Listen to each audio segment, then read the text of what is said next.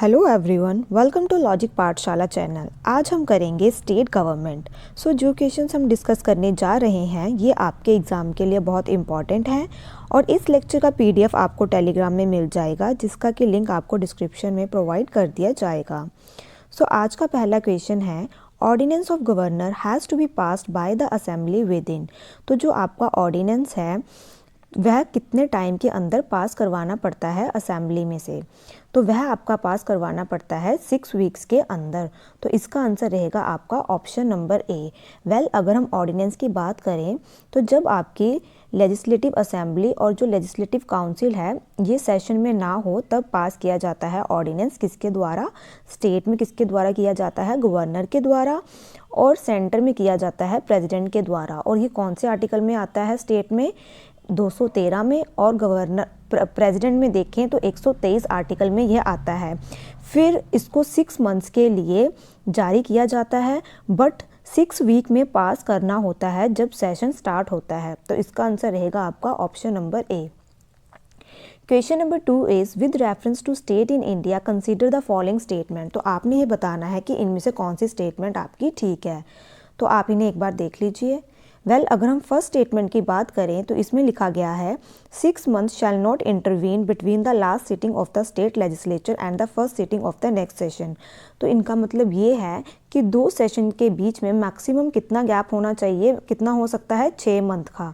इससे ज़्यादा गैप नहीं हो सकता। सेकेंड की बात करें तो इसमें क्या कहा गया है? After every general election to the state assembly the governor has to address the state assembly on the very first sitting. तो जब भी आपके इलेक्शंस होते हैं स्टेट असेंबली में तो गवर्नर को क्या करना पड़ता है? एड्रेस करना पड़ता है असेंबली को जब उनकी फर्स्ट सिटिंग होती है। And also the first session of every year. तो इसका आंसर रहेगा आपका option number C. Question number 3 is in case no party enjoy absolute majority in the legislative assembly of a state the governor will go by. यदि किसी राज्य की विधानसभा में किसी भी दल को पूर्ण बहुमत प्राप्त नहीं तो राज्यपाल द्वारा क्या किया जाता है? तो क्या होता है जब भी कोई भी पार्टी को मेजॉरिटी ना हो, एब्सोल्यूट मेजॉरिटी ना हो, तो उस टाइम पे जो आपके गवर्नर हैं वह क्या करते हैं? अपनी डिस्क्रिशन पावर यूज़ करते हैं। और इसमें क्या होता है? वह किसी भी पर्सन को सीएम अपॉइंट कर सकते हैं। और सेकंड केस में कब अपनी डिस्क्रिशनरी पावर यूज़ कर सकते हैं? जब इमरजेंसी के केस में यूज़ कर सकते हैं। तो इसका आंसर रहेगा आपका option number D. Question number 4 is money bill can be introduced in state legislature with the prior consent of. तो जो आपका मनी बिल है जब भी इसे इंट्रोड्यूस किया जाता है स्टेट लेजिस्लेचर में तो उससे पहले हमें किसकी सहमति लेनी पड़ती है? अगर हम मनी बिल की बात करें सेंटर में तो इसे जब इंट्रोड्यूस किया जाता है तो प्रायर रिकमेंडेशन लेनी पड़ती है प्रेसिडेंट की। तो स्टेट में किसकी लेनी पड़ेगी? फिर आपके गवर्नर की। तो इसका आंसर रहेगा option number B. Question number 5 is which of the following Constitution Amendment Act seek that the size of the Council of Minister at the center and in a state must not exceed 15% of total number of members in Lok Sabha and the total number of members of Legislative Assembly of that state respectively। तो इसमें क्या कहा गया है हमारा? ये हम पहले भी कर चुके हैं। सेंटर और स्टेट में कितनी परसेंट सीट्स आपकी होती हैं? 15% ऑफ लोकसभा। और स्टेट की बात करें तो 15% ऑफ स्टेट लेजिस्लेटिव असेंबली। तो ये आपके क्या होते हैं? इसमें आपके काउंसिल ऑफ मिनिस्टर इससे ज़्यादा एक्सटेंड नहीं होने चाहिए। तो ये कौन सी अमेंडमेंट में आया था? तो ये आपका आया था 91st अमेंडमेंट, जो कि कब हुई थी? 2003 में। बट अगर हम देखें कुछ स्टेट्स हैं जैसे कि सिक्किम हो गया, मिज़ोरम हो गया, दिल्ली हो गया, तो यहाँ पे आपकी सीट्स क्या हैं? कम हैं। जैसे सिक्किम में 32 हैं, मिज़ोरम में 40 हैं, दिल्ली में 70 हैं। तो यहाँ सीट्स कम होती हैं। वहाँ पे क्या होता है कि जो मिनिमम स्ट्रेंथ है वह कितनी होनी चाहिए? 7 मिनिस्टर होने चाहिए जो आपके काउंसिल में होने चाहिए। Question number 6 is the constitution of India provides that. तो आपके पास ये 2 ऑप्शंस हैं, आप इन्हें एक बार देख लीजिए। पहले में क्या लिखा है? The legislative assembly of each state shall consist of not more than 500 members chosen bye direct election from the territorial constituencies in this state. तो जो आपके मैक्सिमम मेंबर कितने हो सकते हैं? आपके 500 से ज़्यादा नहीं हो सकते और मिनिमम 60 से कम नहीं हो सकते। और सेकंड में क्या लिखा गया है, तो ये ऑप्शन ठीक हो गया। सेकंड में लिखा गया है a person shall not be qualified to be chosen to fill a seat in legislative assembly of a state if he or she is less than 25 years of age. तो इसमें ये कहा गया है कि अगर आपकी उम्र 25 ईयर से कम है तो आपको सीट नहीं मिलेगी लेजिस्लेटिव असेंबली में। तो ये दोनों ऑप्शन ठीक हैं, तो इसका आंसर रहेगा option number C. Question number 7 is which one of the following authorities makes recommendation to the governor of a state as to the principle for determining the taxes and duties which may be appropriated by the panchayat in that particular state। तो इसमें क्या पूछा गया है कि निम्नलिखित में से कौन सा प्राधिकरण राज्य के राज्यपाल को उस हिस्से में पंचायत द्वारा विनियोजित करों और कर्तव्यों के निर्धारण के सिद्धांतों के बारे में सिफारिश करता है। तो वह कौन है, तो वे हैं आपके स्टेट फाइनेंस कमीशन। और ये कौन से आर्टिकल में आते हैं, आपके 243I में इनके बारे में लिखा गया है। तो ये आपकी क्या करेंगे, डिस्ट्रीब्यूशन करेंगे। Now moving to question number 8, who among the following is the first women chief minister of Punjab. तो आपने बताना है कि इनमें से कौन पंजाब की पहली महिला मुख्यमंत्री रही हैं। तो आपके पास 4 ऑप्शंस हैं, आप इन्हें एक बार देख लीजिए। तो इसका सही आंसर रहेगा आपका राजेंद्र कौर भट्टल। तो ये आपके पंजाब की पहली चीफ मिनिस्टर रही हैं। सुचेता कृपलानी की बात करें तो ये कहाँ की चीफ मिनिस्टर रहे थे, यूपी के फर्स्ट सीएम थी ये, female CM. Question number 9 is name the first women chief minister of Jammu and Kashmir. तो जम्मू कश्मीर की पहली महिला मुख्यमंत्री का नाम क्या है, तो वे थे आपके Mehbooba Mufti ji. Now moving to question number 10, who is the executive head of the state government. तो अगर हम हेड ऑफ दिस स्टेट की बात करें तो वह कौन है आपके, तो वे हैं आपके प्रेसिडेंट। और अगर पेपर में आता है हेड ऑफ द गवर्नमेंट तो वह कौन होंगे, आपके प्राइम मिनिस्टर। लेकिन अगर पेपर में आता है executive head of state government तो वे कौन होंगे, आपके गवर्नर। तो इसका आंसर रहेगा आपका option number B. Question number 11 is which of the following statement is not correct about governor. तो आपने ये बताना है कि राज्यपाल के बारे में निम्नलिखित में से कौन सा कथन सही नहीं है। तो ये आपकी 4 स्टेटमेंट्स हैं, इन्हें हम डिस्कस करते हैं एक एक बार। पहले में लिखा गया है a person can be appointed as governor for 2 or more states. तो ये पॉइंट आपका बिल्कुल ठीक है। एक जो आपके गवर्नर हैं इन्हें अपॉइंट किया जा सकता है एज ए गवर्नर फॉर 2 या 2 से ज़्यादा स्टेट्स के लिए इन्हें गवर्नर नियुक्त किया जा सकता है। तो ये कौन सी अमेंडमेंट में हुआ था, आपका 7th कॉन्स्टिट्यूशनल अमेंडमेंट 1956 में, जिसमें आपके ये भी बताया गया था कि आपका एक हाई कोर्ट मतलब कॉमन हाई कोर्ट हो सकता है 2 और मोर स्टेट्स के लिए। बी में क्या कहा गया है, governor can be transferred from one state to another during their tenure. तो ये कहा गया है कि राज्यपाल को उनके कार्यकाल के दौरान एक राज्य से दूसरे राज्य में क्या किया जा सकता है, ट्रांसफ़र किया जा सकता है उनका। तो ये भी ठीक है। थर्ड में ये कहा गया है कि president appoints governor by warrant under his hand और सील।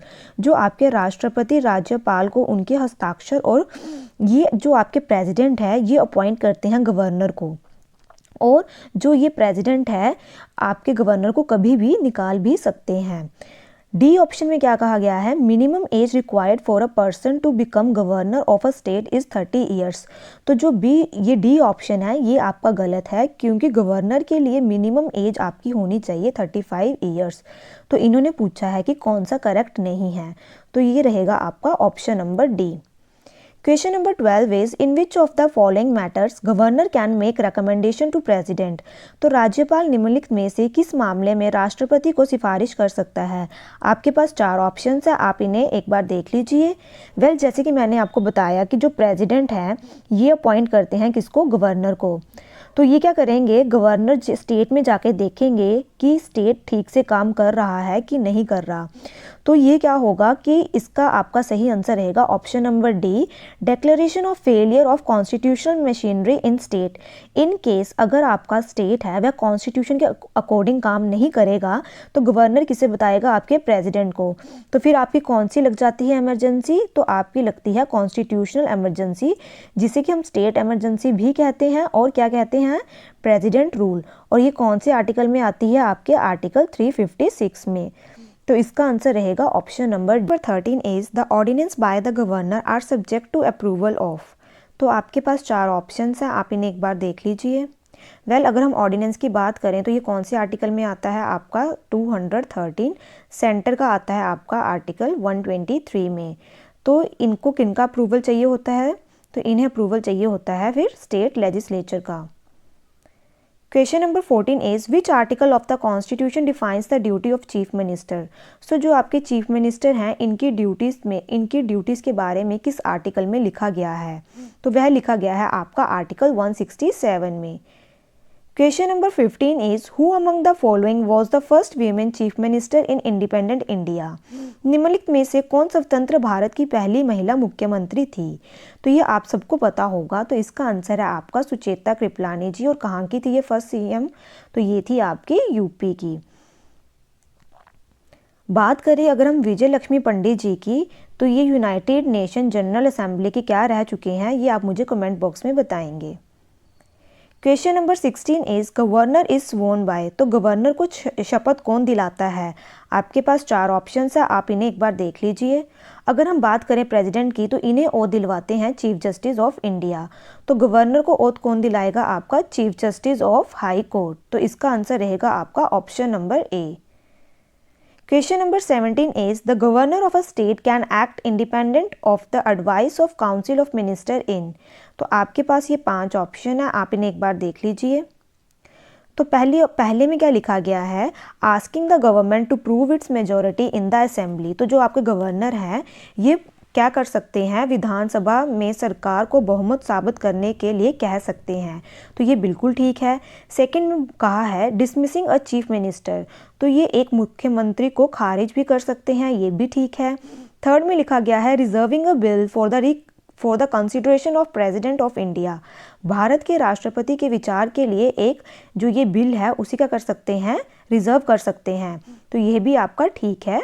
फोर्थ में लिखा गया है returning the bill passed by legislature for reconsideration. तो ये क्या कर सकते हैं, बिल को क्या कर सकते हैं, रिटर्न कर सकते हैं लेजिस्लेचर को कि वह इसे फिर से एक बार रिकंसीडर करें।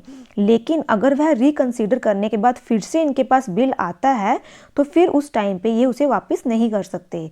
तो फोर्थ पॉइंट भी आपका ठीक है। फिफ्थ में लिखा गया है seeking the opinion of high court. तो ऐसा कुछ नहीं है। तो इसमें जो आपका रहेगा जो फिफ्थ है ये गलत है। तो इसमें आपका रहेगा आंसर 1, 2, 3 एंड 4। तो ये है आपका option number A. Question number 18 is the discretionary powers of governor is limited in. तो किसमें जो राज्यपाल की विवेकाधीन शक्तियां सीमित हैं, तो किस केस में सीमित हैं उनकी शक्तियां, तो वे हैं आपके option number D that is assent to bills. क्योंकि जो आपके बिल्स हैं, जो कुछ बिल्स हैं वह आपके प्रेसिडेंट भी देखते हैं। Question number 19 is the money bill can be presented in the state assembly with prior authorization of. तो जो मनी बिल प्रेजेंट किया जाता है स्टेट असेंबली में, तो इसमें आपकी जो प्रायर किसकी वो चाहिए मंजूरी, तो वे हैं आपके गवर्नर ऑफ स्टेट। तो इसका आंसर रहेगा आपका option number A. Question number 20 is who was the first chief minister of Uttarakhand state. तो सबसे पहले हम जान लेते हैं कि जो उत्तराखंड है ये आपका कब बना था। तो ये बना था आपका 9 नवंबर 2000 में। और जो आपका झारखंड बना था वे बना था 15 नवंबर 2000 में।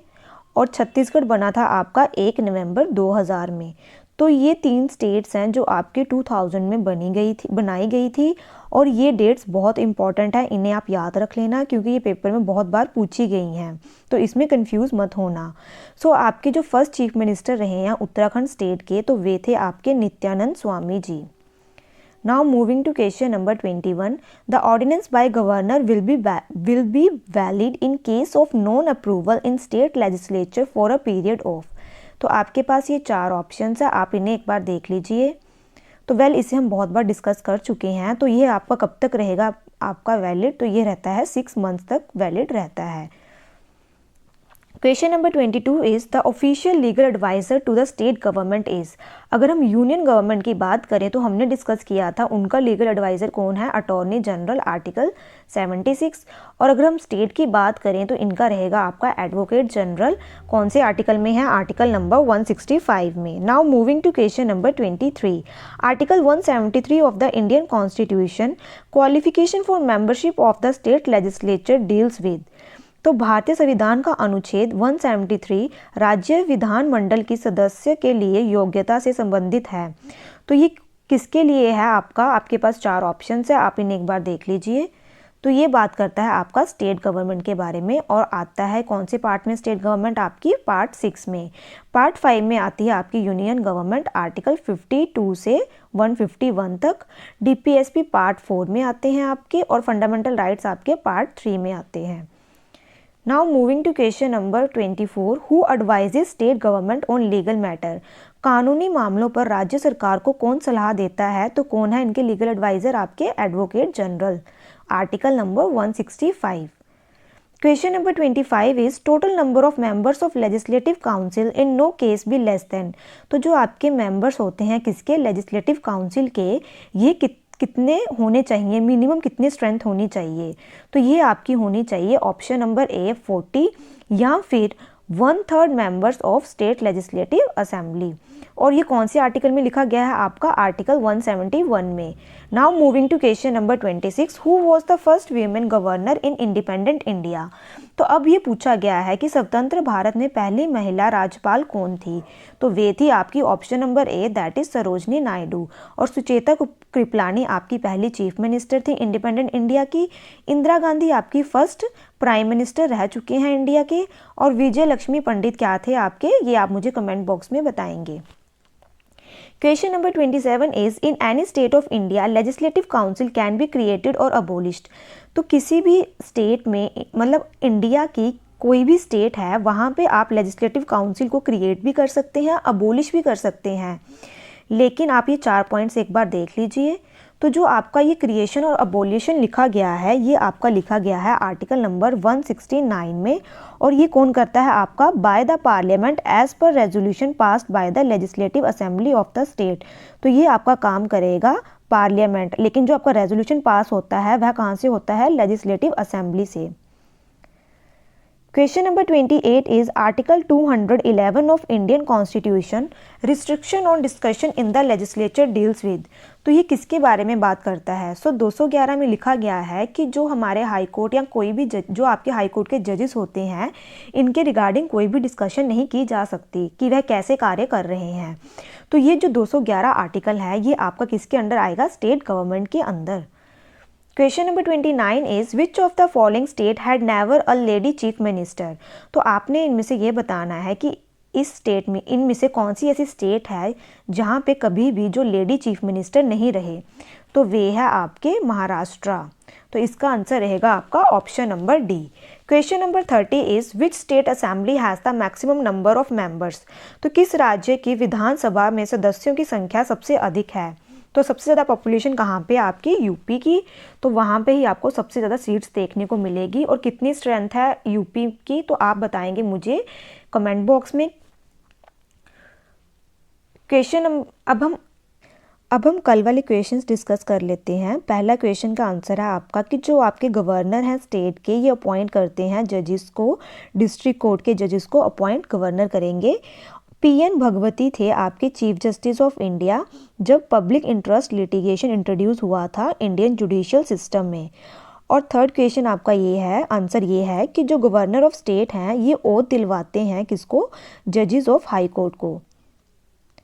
आज की क्वेश्चंस आपकी ये हैं। पहला क्वेश्चन है, in India within how much period has the proclamation of emergency to be approved by both houses of the parliament. Question number 2 is how many time has financial emergency has been declared in India so far? Question number 3 is under which article of the constitution can emergency be declared in India on account of war or external aggression? So thank you so much for watching this session.